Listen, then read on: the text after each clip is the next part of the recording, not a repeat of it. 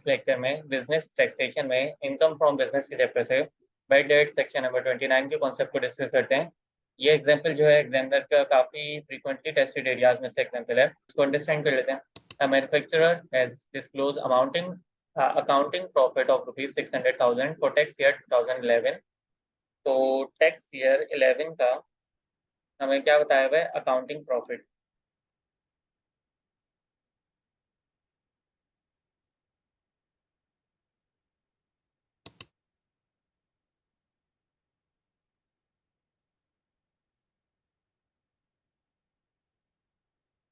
तो tax year 11 में accounting profit कितना दिया हुआ है? 600,000 का।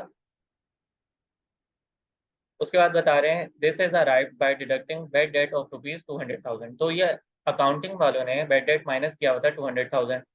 तो हमने ये अंडरस्टैंड किया था कि जब हम ये न्यूमेरिकल सॉल्व कर रहे होंगे तो अकाउंटिंग वाले प्रॉफिट्स में जो भी एक्सपेंस होंगे उनको रिवर्स कर देंगे, जो भी इनकम होंगी उनको भी रिवर्स कर देंगे। तो एक्सपेंस रिवर्स होगा तो इसका मतलब ऐड हो जाएगा। पहले वो लेस हुआ हुआ था, अकाउंटिंग प्रॉफिट तक आते हुए ये 200,000 लेस हुआ हुआ था, हम इसको वापसी एड बैक करा रहे हैं। अकाउंटिंग वालों का बेड डेट है ये, तो हमने ऐड करा दिया। कितना है? 200,000। उसके बाद क्या और बता रहे हैं? However commissioner allowed only rupees 180,000 as bad debt. तो अकाउंटिंग वालों का बेड डेट जो था वो हमने रिवर्स कर दिया, मतलब पहले लेस हुआ हुआ था उसको हमने वापसी एड बैक कर दिया। और जो यहाँ पे टैक्स वालों का बेड डेट है उसको यहाँ से लेस कर देते हैं, और उसकी अमाउंट है 180,000। तो अगर रिवाइज प्रॉफिट की अमाउंट फाइंड करें तो वो 6,20,000 की अमाउंट आ रही है टैक्स ईयर 11 में। अब अगर बात करें टैक्स ईयर 12 की,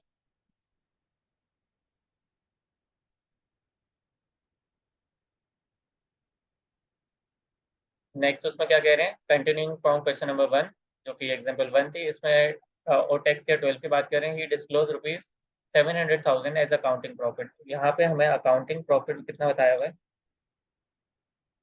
अकाउंटिंग प्रॉफिट बताया हुआ है 700,000 का। उसके बाद क्या कह रहे हैं? An accounting profit which includes 25,000 for bad debt recovery relating to previous bad debt. और इसके अंदर 25,000 बता रहे हैं जो कि बैड डेट रिकवर हुए हैं। तो अगेन अकाउंटिंग के हिसाब से जो बैड डेट रिकवर हुए हैं वो एज अ इनकम जाके इसमें ऐड होते होंगे, हम यहाँ से लेस करा देंगे। Accounting bad debt recovery add हो गई होगी प्रॉफिट तक आते हुए, हम इसको अगेन यहाँ से लेस करा रहे हैं। अब हमें क्या फाइंड करना है? यहाँ पे ऐड हमने करना है टैक्स वालों की बैड डेट रिकवरी।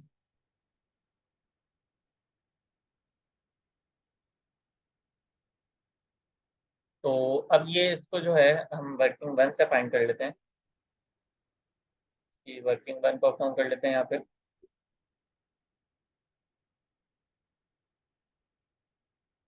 क्या फाइंड कर रहे हैं? टैक्स वालों की बैड डेट रिकवरी की अमाउंट।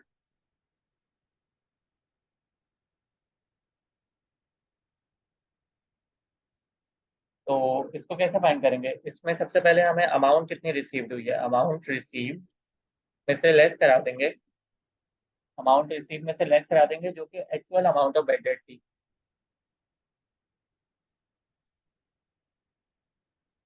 अमाउंट रिसीव में से हमने लेस करा दिया actual amount of bad debt को।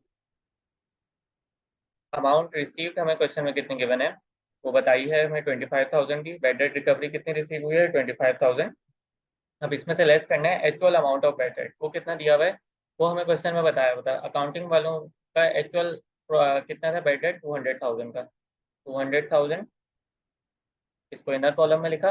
इसमें से अब इस actual amount of bad debt में से लेस कराएंगे कौन सी amount? Actual amount of bad debt में से लेस कराएंगे प्रीवियसली अलाउड, जो कि हमने कर दी थी as a deduction, previously allowed as deduction.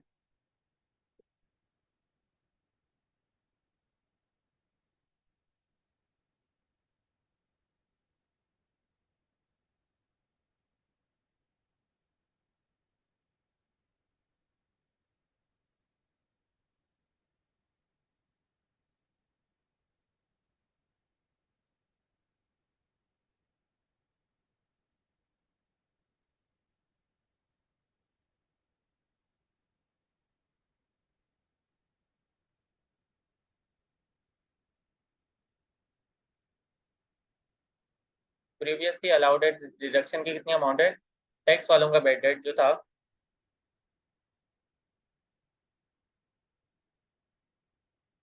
वो कितना था प्रीवियसली, जो कि अलाउड करने दिया था टैक्स वालों ने 1,80,000। तो 1,80,000 जो है वो लेस कर चुके हैं। तो यहाँ पे 200,000 माइनस 1,80,000 किया तो 20,000 की अमाउंट आ गई। अब इस 20,000 को यहाँ पे हमने मेन फॉर्मूले में माइनस कराना है अपने।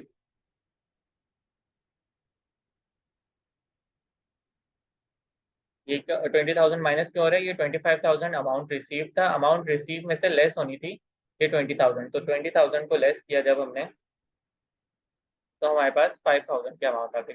तो ये टैक्स जो बैड डेट रिकवरी थी एक्चुअल, वो यहाँ पे हमने फाइंड कर ली 5,000 की। इस अमाउंट को यहाँ पे रख लेंगे।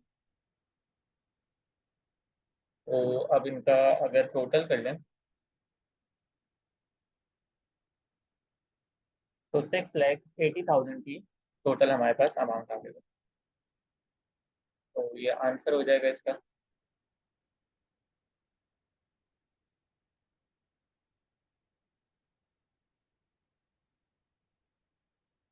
आई होप ये क्वेश्चन भी समझ आ गया होगा। तो इस बैड डेट की जो है एक एग्जांपल और सॉल्व करते हैं अभी।